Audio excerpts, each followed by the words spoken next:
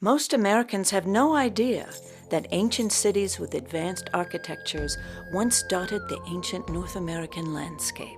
Very, very few of us were conscious of the immensity of a place like Monk's Mound at Cahokia, opposite St. Louis, which is bigger in its footprint than the Great Pyramid at Giza. We didn't know that. The knowledge embedded in these earthworks and encoded in their structure is anything but primitive. It's remarkable.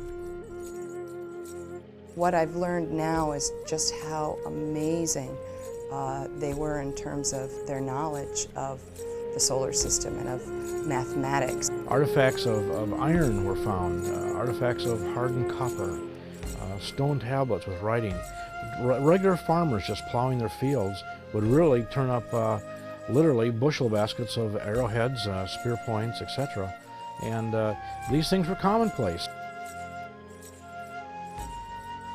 Some people, such as Caleb Atwater and Squire and Davis, they believed the artifacts that they were finding around these mounds and cities and earthen structures, that this was representative of an advanced civilization. The science of archaeology was really in its infancy at that time. There were only a few people using what we would consider to be even remotely modern methods. According to the scholarly journal of the Ohio Historical Society, quote, "No subject received more attention or stirred more controversy among archaeologists in the 19th century than the authenticity and presumed meaning of the engraved stone tablets that were periodically recovered from the mounds." And there are various things fueling these. There were religious, political, and social agendas.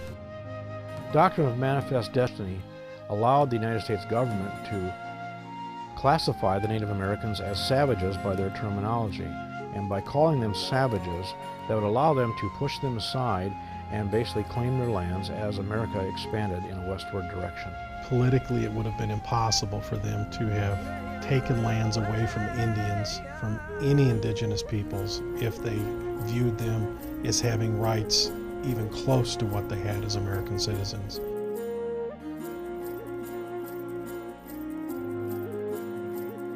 Manifest Destiny, the idea that American First Nations had never achieved anything worth preserving, has resulted in the wanton destruction of thousands and thousands of earth constructions, mounds, embankments, figures, and settlements. Science did tell them that there were certain races that were superior and some that were inferior. We would say that's bad science, where you want to discount information because it kind of doesn't fit what you think you see. And what you see is what people saw at the time were these savages who were in this pitiful state.